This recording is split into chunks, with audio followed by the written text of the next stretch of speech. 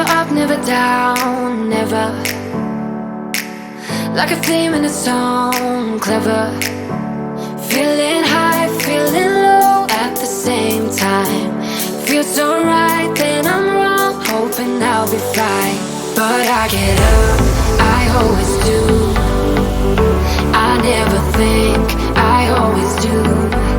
Never thought I wouldn't jump, oh what a fool. But if I fall, I will get up again.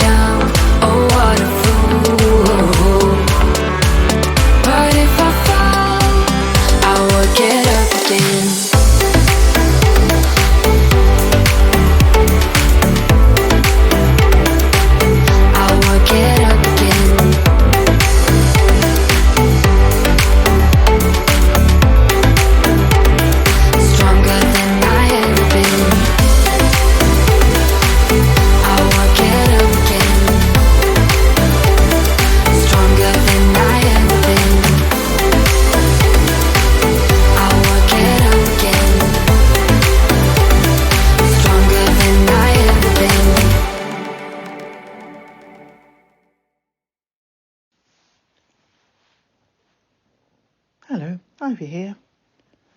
This week's podcast is entitled British Royal Family, Value for Money? I think not. SGUK episode 118. Introduction. Hello everyone, welcome. I just wanted to say here that this podcast and the article was written and uploaded ready to be published next Sunday. However, because of recent developments, I felt that I needed to make a few amendments here and there and add an extra section in this introduction and also in my closing remarks at the end of the podcast, due to the news release regarding the health of King Charles and Kate, the Princess of Wales. And as if to add to this unfolding tale of health woes, William, the Prince of Wales, appears to have a questionable health situation too. With that in mind, I wanted to change my wording here and there, but my concerns about behaviours and topics remain unchanged. I wanted to lighten my descriptions of certain things out of respect for all those concerned and family members who may be worried in their position as a family member, as opposed to their position in the firm. That being said, these very issues heighten and strengthen my observations relating to value for money in terms of any monarchy, and it can only deteriorate over the next decade or so in the UK. How can we measure value for money? There are 4 key terms that are used by agencies in defining value for money: economy, efficiency, effectiveness, and equity. Here is a definition of each term, as stated on the website of Better Evaluation. You will see these 4 headings, or similar, when it comes to giving a framework to describe how to arrive at value for money. Better evaluation as an organisation is one of many. The full details of their assessment and measuring tools are listed in the reference sources. Value for money development should be economic. Inputs have been procured at the least cost for the relevant level of quality. Value for money development should be efficient. Some define efficiency as the value of outcomes in relation to the total cost of inputs. Value for money development should be effective. Achieving programme outcomes in relation to the total cost of inputs, sometimes equity considerations are factored in here.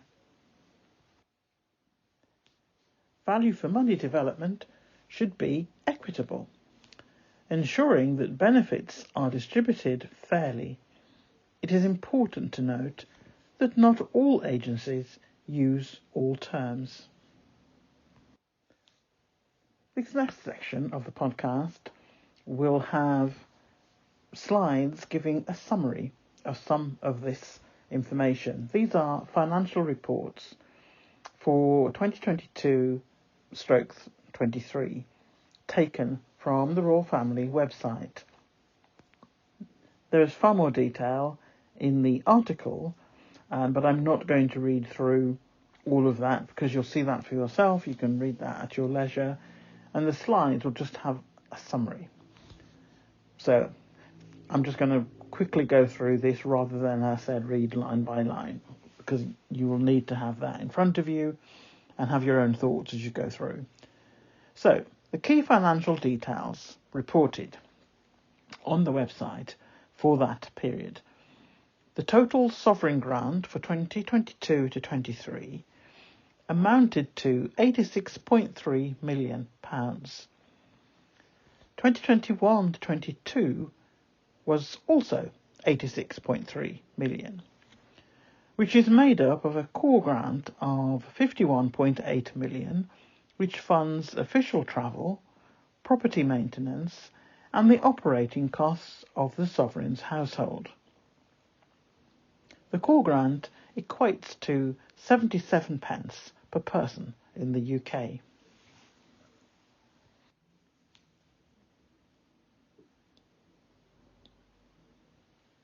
The sovereign grant for 2022-23 includes an additional dedicated amount for the resurfacing of £34.5 million. We'll come on to that again a little bit later. The total sovereign grant for 2022-23 of 86.3 million, as aforementioned, which remains unchanged from last year, is equivalent to £1.29 per person in the UK. Income earned to supplement the sovereign grant was £9.8 million, a decrease of 1% from £9.9 million the year before. The figure is less than 50% of pre-pandemic levels. Official expenditure was more than the sovereign grant and the supplementary income earned, with net expenditure of £107.5 million, a 5% increase on the previous year due to significant work relating to the resurfacing of Buckingham Palace and the costs associated. Again, I will come on to that later in the podcast in terms of that resurfacing of 34.5 million, and in particular I'm going to talk a little bit about that work on Buckingham Palace, which is the cost is spread over a number of years, and each year it's of telephone number proportions.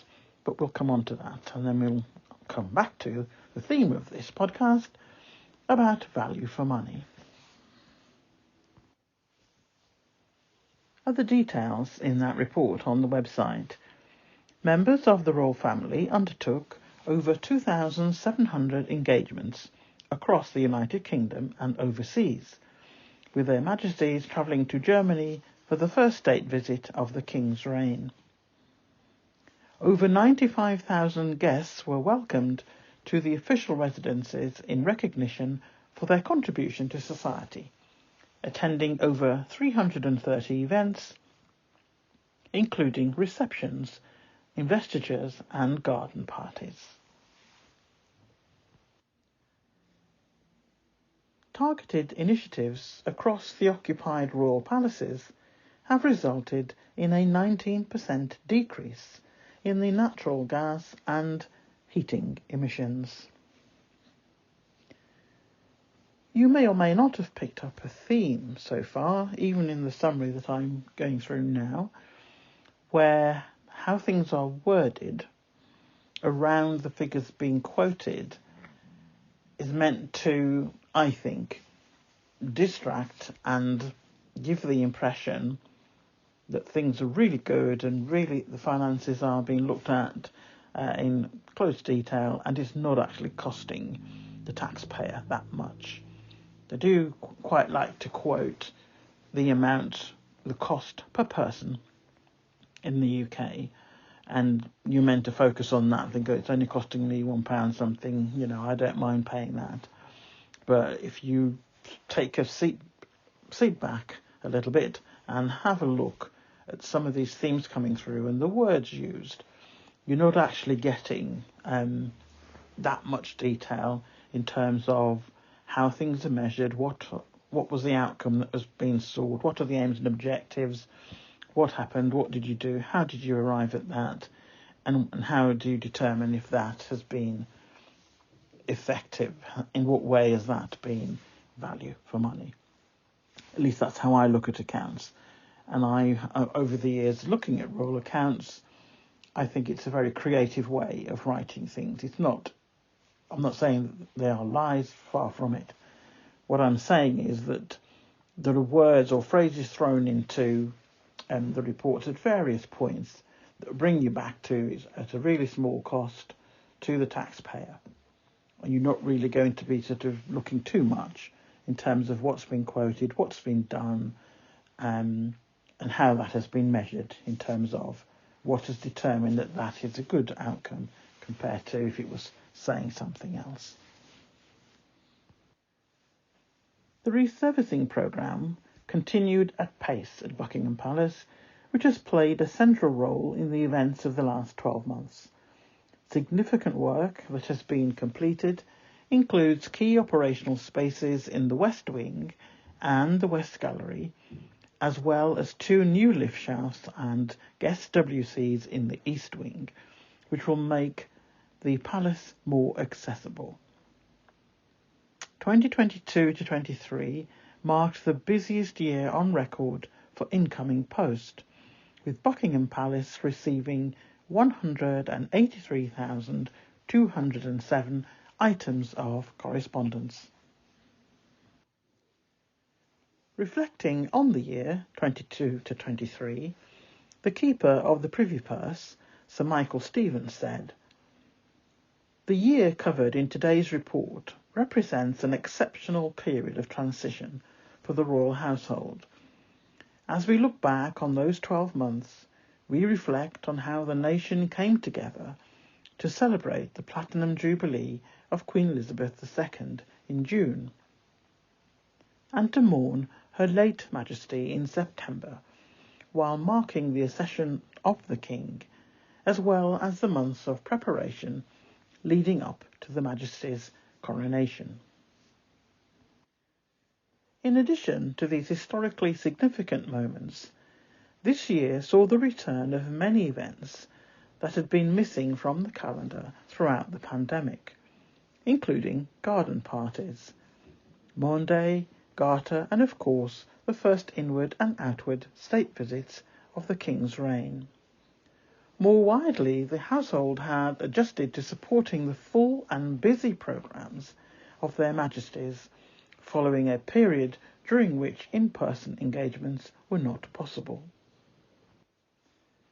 Like other organisations, the royal household has not been immune to the impacts of the joint challenges of the pandemic and inflationary pressures, which have resulted in a flat sovereign grant.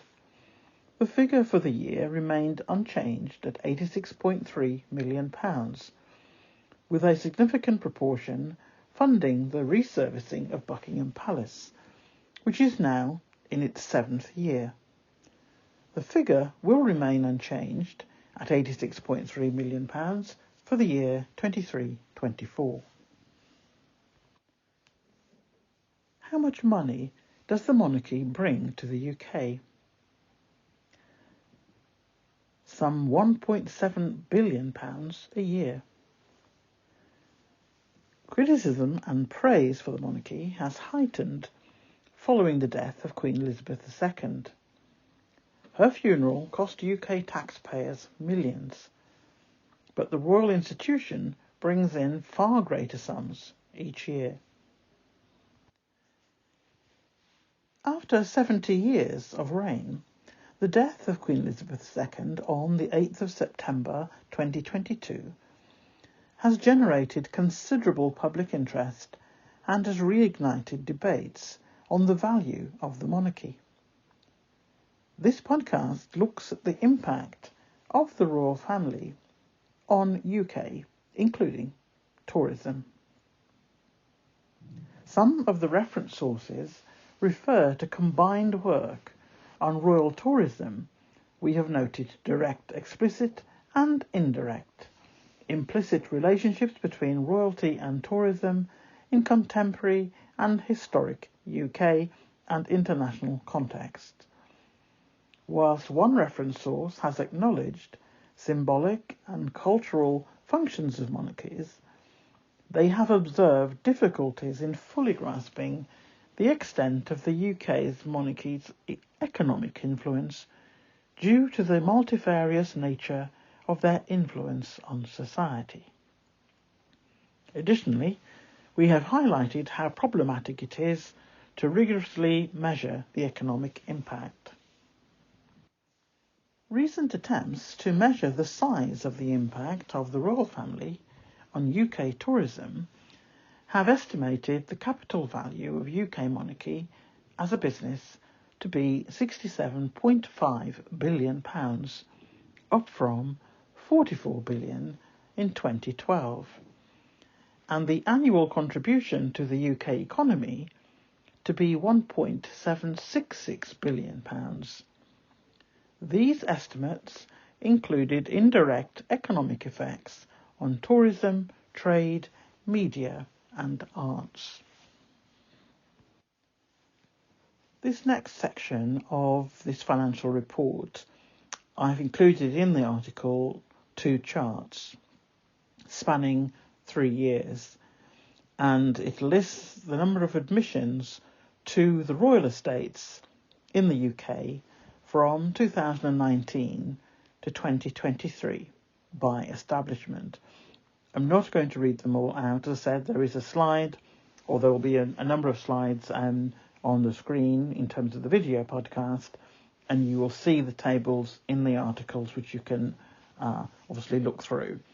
But I just want to make the point here, and I'm only going to call out 2 of the royal buildings as the way they're set out in this chart, and you will see why I come back to one of them, because it keeps appearing in these reports throughout, and I think people will be surprised when we get to the end of the podcast on a number of things.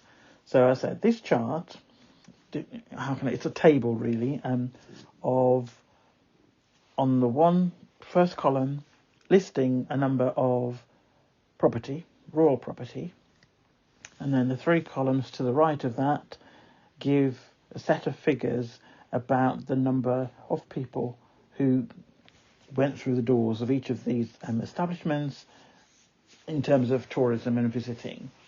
So the first column and the first set of buildings is Windsor Castle and Frogmore House put together as one, because it's on the same site, when you go to Windsor Castle, you can also visit Frogmore House. And what I will say is that the visitors in 2019 to 2020 was 1,592. 20 to 21 was 104. 21 to 2022 was 426. In between that, you've got the pandemic. So there's a difference in the figures. So you can see 1,500 thereabouts, then a very low figure of 104, and then the next figure, there's a slight increase as things are coming back. All through this table, all of the buildings listed, the same pattern is there. A larger figure for 2019-2020, as you'd expect. The low figure when the pandemic first hit, and then the figure starting to increase. Some of them, there's no increase at all. No one visited on one of the buildings. And the third column, the figures are starting to come back up. But what I will point out, just from the first three buildings, and there's a long list. So you've got Windsor Castle and a total. Whatever the year, there's a total there. Then you've got the Palace of Holyrood House, and then you have Buckingham Palace. Let me just say that the Buckingham Palace figures are a quarter in terms of the numbers of people who visited that particular tourist site compared to Windsor Castle and Frogmore House. And just a quick reminder, but you will obviously see, it'll make more sense when you've got it in front of you and you're reading it. Buckingham Palace is having a lot of money spent on it, on essential work like lifts and so on and whatever else they're doing. I haven't listed them all here, and I haven't even put them in the article because it's a very long report and it's there for anyone, and I've put the link in the reference sources for you to access the complete report and you can look at your leisure. But what I will say, as I've quoted already in this podcast, the figures for Buckingham Palace are spread over a 7-year period, and each one of those are telephone number proportions. So it's not a small amount, spending a lot of money on a building that is receives a quarter of the visitors compared to Windsor Castle and Frogmore House. So all I'm coming back to, the theme of this podcast, is looking at value for money. So yes, it may be deemed to be the main point of business for the royal family. It's an historical building, clearly. A lot of money is now being spent on it over a 7-year period to bring it up to date on certain aspects, and other things may be surplus, I don't know, but they've certainly put a lot of money aside and have made a big thing about it in various parts of the report. This is what we're doing on Buckingham Palace and the renovations. But the figures in terms of interest from people going to see it, and you have a look around and spend time and explore, doesn't back up that amount of money that has been spent. Now, that may well be because they spent next to nothing on it for a number of years before, whatever the reason. That's usually a reason for most establishments not to pay out if they can help it on renovations, but there comes a point when it becomes necessary. And just looking at this, and all the way through on these 3 years of figures, there are a number of buildings that have cropped up in reports as being like the Holy Grail. This is where people come and visit all the time. The figures don't match that. And they certainly don't equate to the percentage of money that's now being spent on these important buildings of history. And so, Buckingham Palace by no means is attracting anywhere near the kind of visitors that we are led to believe, or rather we assume is happening. And just on that one example, and I said Buckingham Palace comes up a few times in the report and what I've put in the article, because I'm trying to make the point that sometimes you're led to believe that, this over here is why we need to spend all this amount of money. But in terms of what members of the public want to see and what they're interested in, doesn't always tally. And that's definitely, it's not even a slight difference. Windsor Castle gets 4 times more the amount of people visiting than Buckingham Palace. There might be a number of reasons for that, but that's all I'm saying is you need, if you're interested in figures and things like that, and looking for, in this case, value for money, that's a question I would be asking. Hopefully that has been of some interest to you, but like I said, I think you need to have them in front of you to start flicking back and forwards through the reports and looking at things that don't quite add up in terms of these are really popular, we know this is why we need to do what we're doing with this over here, that type of thing. This next section, there's quite a fair amount in the actual finance report about various buildings in the UK, but I've included a little bit on tourism in France, because France does not have a royal family. They receive, and the country attracts far more finance from tourism without having a family there. And I thought it was just interesting to put a little bit there. And I said I've put a link in the article if you want to explore further. So there are a number of things that the UK does and spends on tourism. And it's always sold as, the monarchy brings in a lot of money, brings in a lot of tourists. France brings in far more and does not have a royal family. So this is just, again, a summary. Tourism in France. Tourism in France directly contributed to 79.8 billion euros to gross domestic product in 2013, 30% of which comes from international visitors and 70% from domestic tourism spending. The total contribution of travel and tourism represents 9.7% of GDP and supports 2.9 million jobs, 10.9% of employment in the country. Tourism contributes significantly to the balance of payments.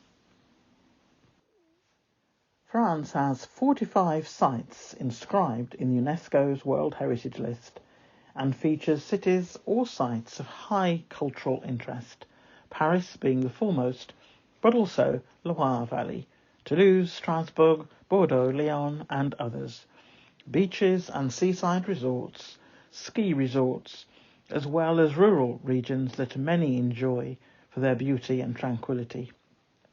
Green tourism. Small and picturesque French villages of quality heritage, such as Calange-le-Rouge, La Crenon and Montesoro, are promoted through the association Les Plus Beaux Villages de France, literally the most beautiful villages of France. The Remarkable Gardens label is a list of the over 200 gardens classified by the Ministry of Culture. This label is intended to protect and promote remarkable gardens and parks. Just a quick reference, again, the full chart is in the article and there are a couple of slides in the podcast which will depict this. In terms of those tourists that do come from outside of France to the various historical sites, the top one is the United Kingdom, then second is Germany, and joint third is Belgium and Luxembourg. Again, a similar chart in terms of, as I mentioned earlier, the number of nights that people booked into hotel accommodation, just to say that the top group for that was from the United Kingdom, and again, second was Germany. Next section of the podcast and article was a question: do royals bring in the tourists in terms of historical and stately buildings?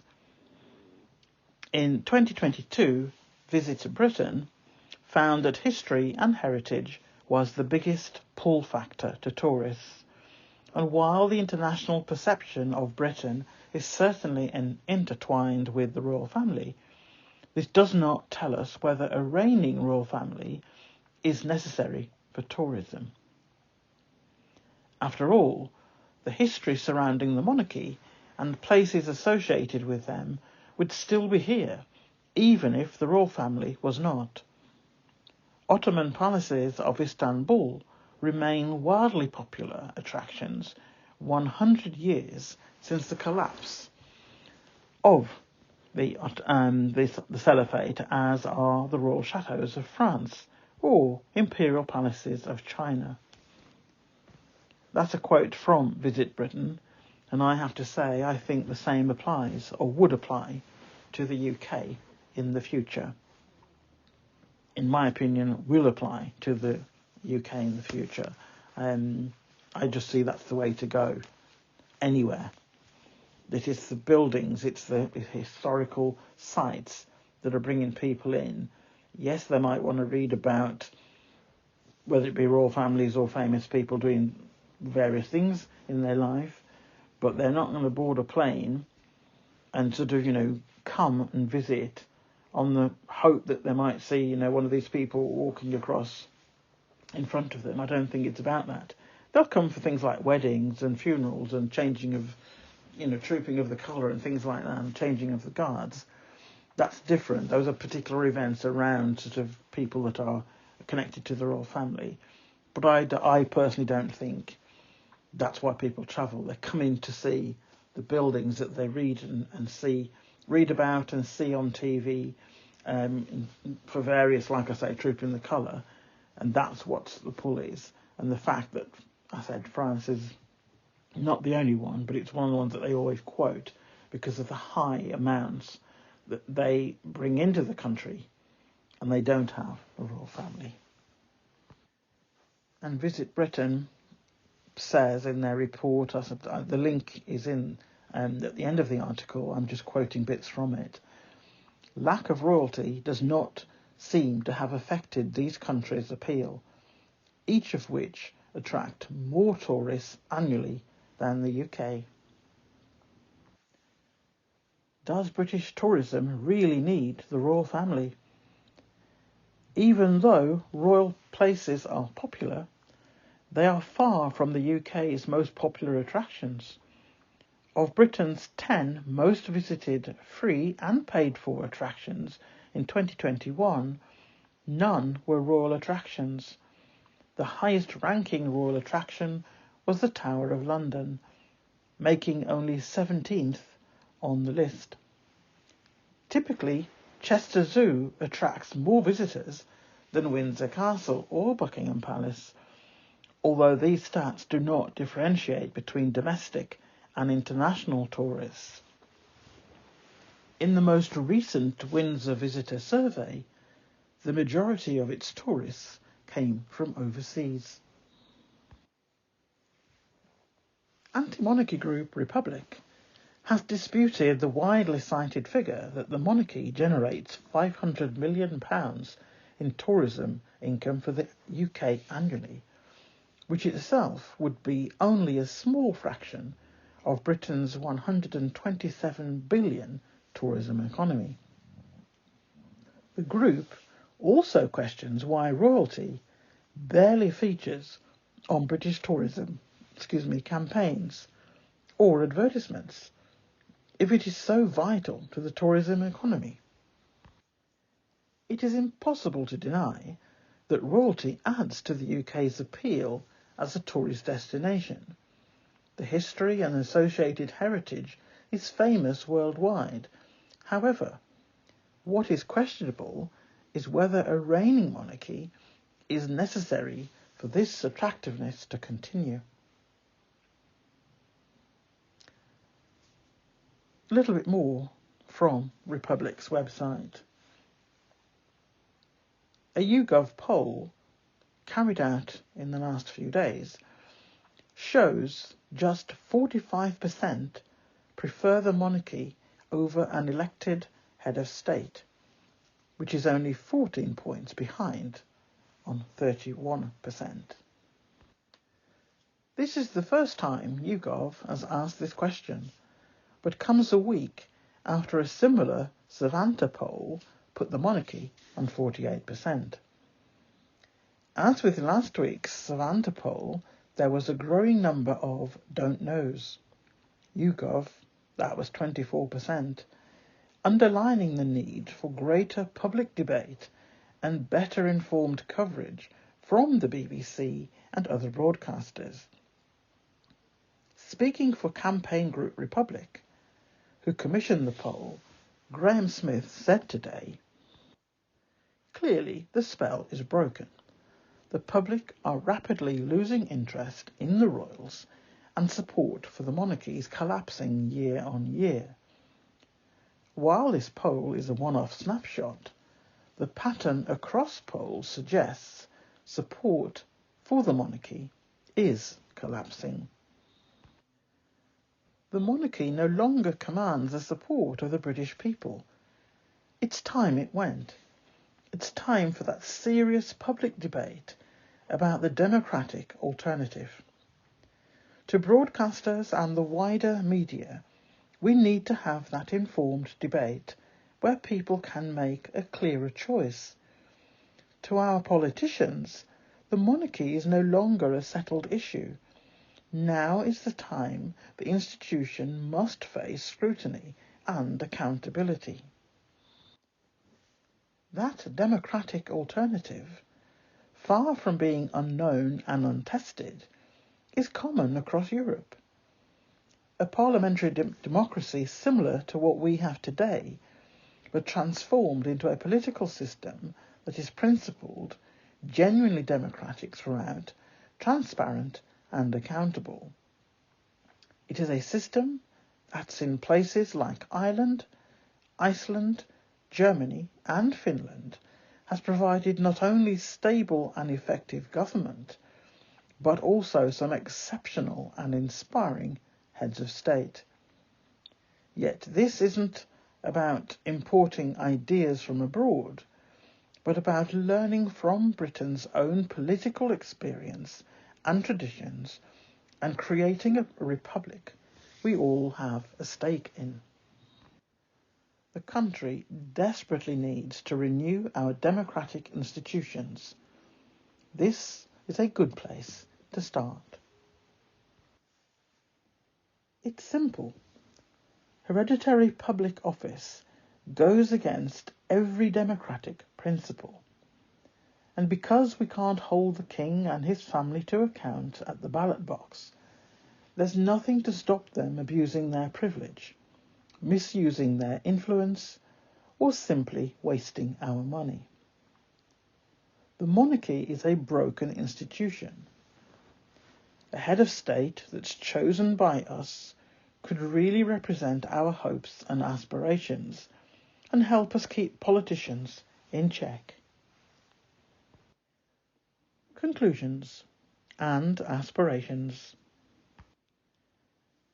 As someone who has spent the last 2 decades working in policy and strategy, and in the last decade of working life focused on workforce planning and strategy, including succession planning, I am not a monarchist, but simply looking at the UK monarchy as a business entity. It is very obvious that the UK royal family was a house and is a house of cards. A structure that may look attractive to some, but in reality it is smoke and mirrors. The removal of a card immediately weakened the structure. It was sheer luck that it had not crumbled there and then. But with each passing day, week, month and year, that structure's risk assessment was increasing in terms of collapse. Every passing breeze was a demolition waiting to happen. SGUK did a podcast about a house of cards, and I doubt the royalists who love to listen to Sussex podcasts in order to earn their coins by creating hateful content in their productions for the coming month even had a moment's thought as to how fragile their favourite firm was and is, and the risks building in terms of their future. There have been many reiterations of a type of royal family Avengers group, who between them would be able to do everything required of a monarchy in the UK. Some partnerships comprised of couples, and as each one did not quite make the muster, a new dynamic duo was brought into the fold. The Royal Avengers has taken many forms in the last few years, but in the end they settled for the Magnificent Seven and hailed themselves protectors and commanders of the reputation of the monarchy. Jealousy and fragile egos took up the time of far too many members of that group of seven, which, as the world has come to know now, resulted in one couple and their baby escaping from the poison arrows being sent their way and the amateur mafioso-type activity that was sanctioned by the family and carried out or commissioned by tabloid media litter tray liners masquerading as newspapers. The ratio of output that added value to the UK and value for money of the Magnificent Seven and the ever-growing tentacles of their bloodline and married-ins that the taxpayer was providing funding for was beyond outrageous. The seven senior royals fell short by a long way in terms of value for money. 5 out of the 7 were beyond retirement age, and the remaining had nothing to show for their 20 years waiting for the top job. No completed projects, no obvious competencies, no desire to be competent in anything, because the job would be theirs on the passing of the king. In effect, this future king and his wife ticked the box in terms of being under the age of retirement, but nothing else. No one in royal circles seemed to be concerned about this ticking time bomb, and government ministers were busy playing the equivalent of Super Mario games with contract processes and knew they would be personally fine regardless of outcome. It appears that if scrutiny took place between monarchy and government, it was a token gesture each time. Because look at where we are now in terms of both groups. The monarchy family made life difficult for two people who would have been assets to this fragile group of royal avengers. But instead, UK media told them every day to leave the UK. And when they did, in 2020, they continued the harassment with the intention that they would fail and return to the abuse that they had experienced since 2016. The couple did not return and became very successful in their first 6 months away from the UK and have continued on that trajectory. the next in line has devoted most of his time, it appears, in trying to match the projects and outcomes of the two who got away. None of it in any way benefiting time or effort or relevance to aims and objectives of the Magnificent Seven. Travelling to other continents became vanity projects, not business orientated at all, and the people of the UK had no say in the matter and no opportunity to give feedback.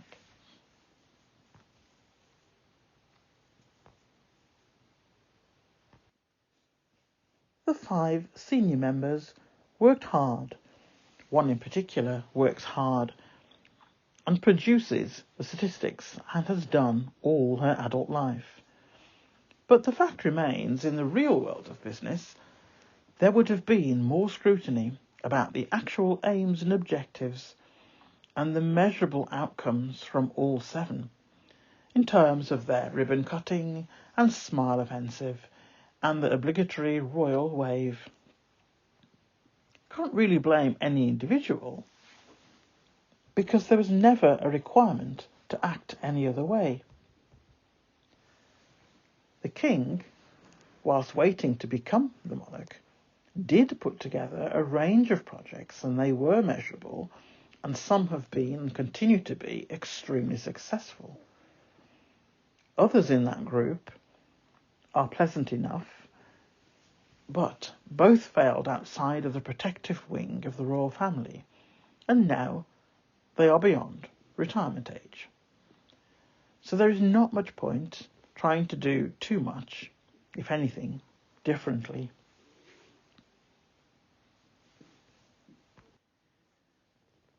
The youngest couple in the equation, who have squandered 20 years of non-achievement, are the next in line. And whilst they are more popular than the current king, they don't have much going for them as they should. Most royalists think they should be in the role because they are the youngest of the 7. That is not value for money. It is a continuation of the common practice in UK monarchy to infantilise adult males and treat them like wayward toddlers, but still bow and curtsy to them like they did from when they were toddlers. That type of behaviour around impressionable adults leads to the adult tantrums and the like that we have now when they do not get their own way. The females in that family are meant to have no ideas of their own, no independent thought, and basically to be a walking clothes hanger, the embodiment of a Stepford wife. The UK is becoming a laughingstock globally, but on the island, the top societal groups think we are fab. And if, for any reason, it all goes belly up, those societal groups will be fine. For example, none of the owners of the tabloids live or pay taxes here in the UK. And the MPs are in power, on the whole, it appears, to feather their retirement years and take the public to be fools, or can do nothing about their actions anyway. The government chooses when to call an election, and surprisingly enough, they have had 5 changes of leader in 5 years, without having to ask the people of the UK for their thoughts. And with the calamities of each of the 5, and the poverty that has ensued, and the poor sanitation in our waterways, and a failing NHS, and people dying in corridors or coming close whilst waiting several hours to be seen by a medic of any kind. I don't think the people of the UK feel like they are receiving value for money for their financial contributions which are taken at source without hesitation. The fantasy of a figurehead family at the helm of the rocky boat of UK seems to be regarded as a steady hand in a sea of uncertainty. Royalists feel safe as long as there is a monarchy in existence. They believe that the monarchy is there by the will of a spiritual deity that exists in their head. They bow and curtsy because they feel they should when they stand in their presence. The infantilization of the male children from birth to end of life is very real to them. They have no interest in whether their activity is necessary or done well. As long as the females dress in luxurious things, it makes their fantasy real by living through these people who, on the whole, don't give a second thought as to whether they can afford to eat or whether there is heat in their homes. The royals believe a smile and a wave make the member of the public feel better, and to be fair, royalists do feel better. They happily sit out in all weathers just to get a glimpse of a royal, and if they get a smile or a wave, their day, and even life, is made. I am glad that most royalists are the same age as the king or older, i.e. mid-70s, which means that that kind of worship and touching the forelock practices will reduce by natural processes. The most recent poll shows the support for a monarchy has fallen below 50%. It is happening. In recent weeks, we have the Princess of Wales admitted to hospital for stomach surgery. There are differences of opinion as to when that occurred, but what is fact is the last time the Princess was seen was on Christmas Day. A few days ago, it was reported that the Princess would not be seen in public before Easter.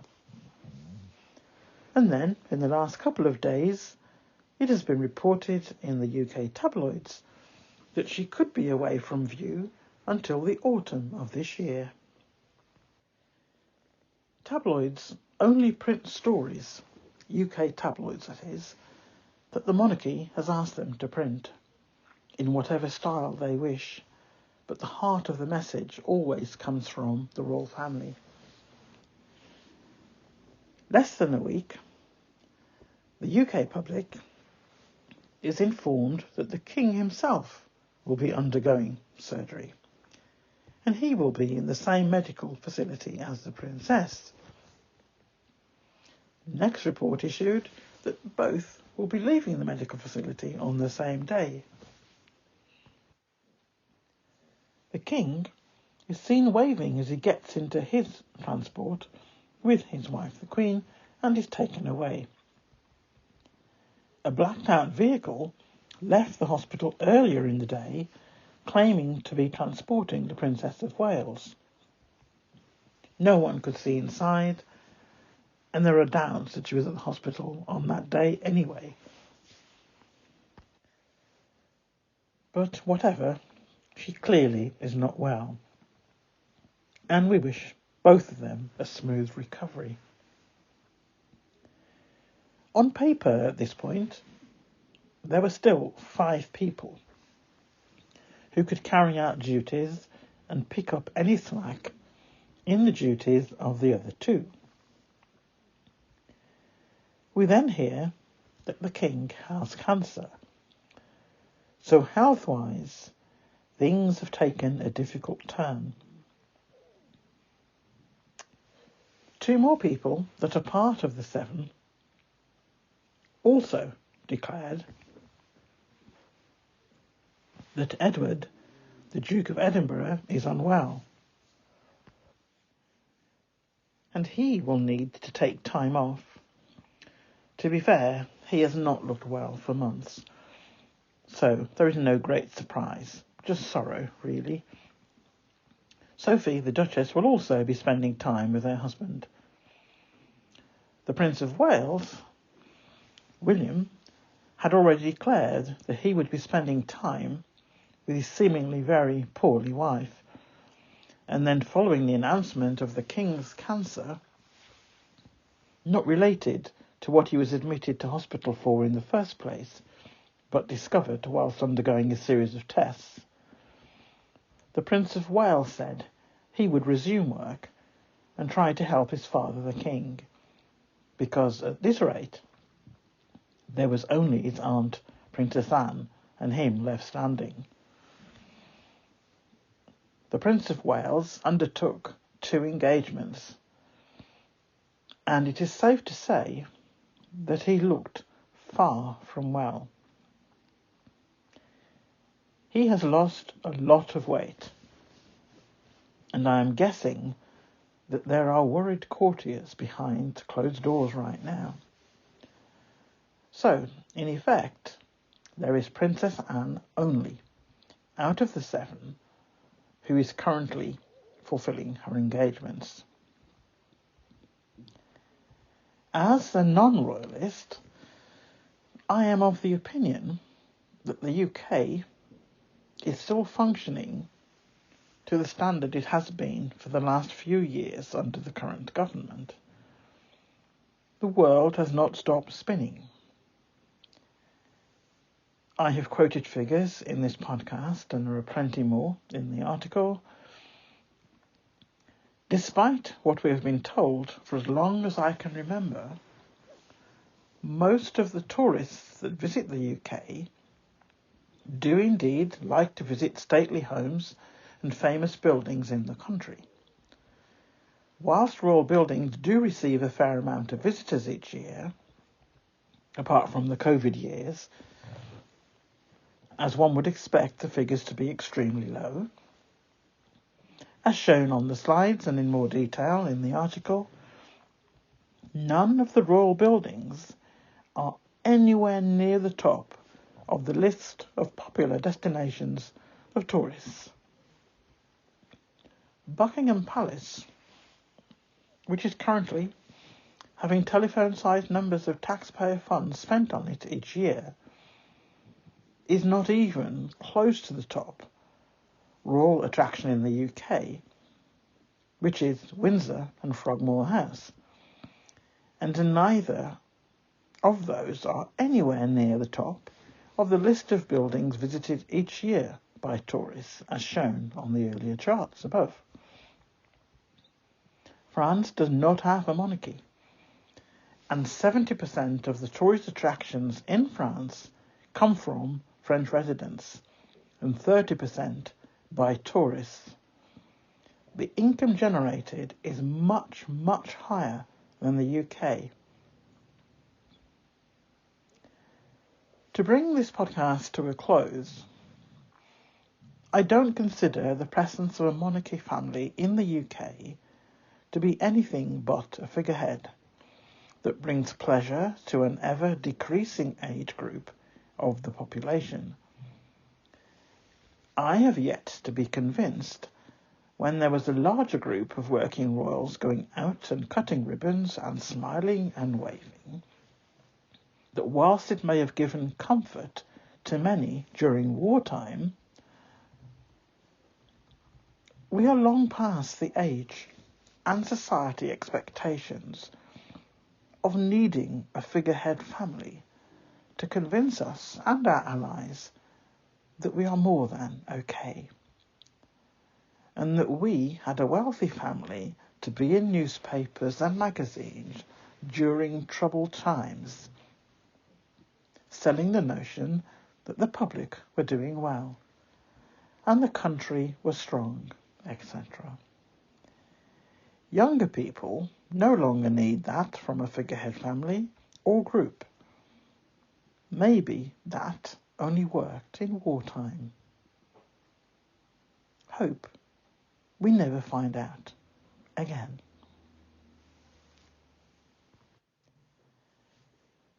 I wasn't raised to bow and scrape to anyone.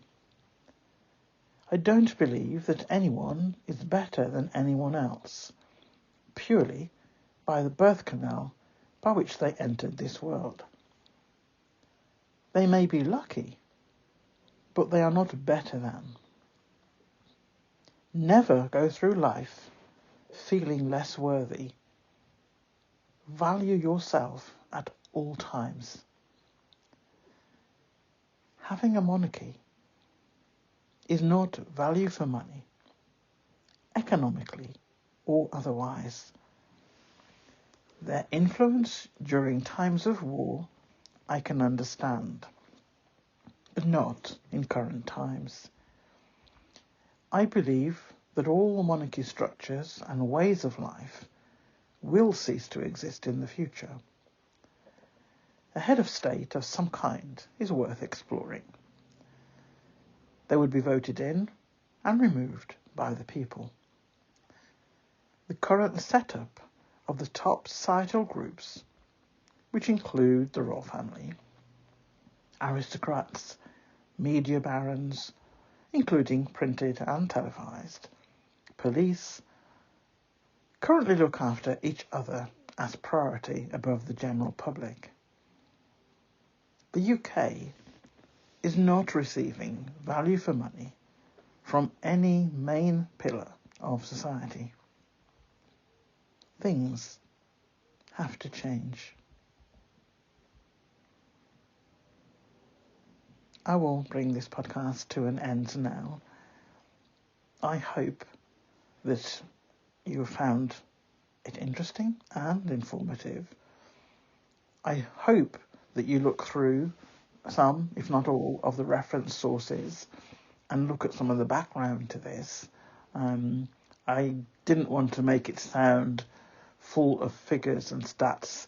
I think I would have lost you within the first 10-15 minutes. Hopefully I didn't. But the information is there for those that want to read it, whether it be now or in the future.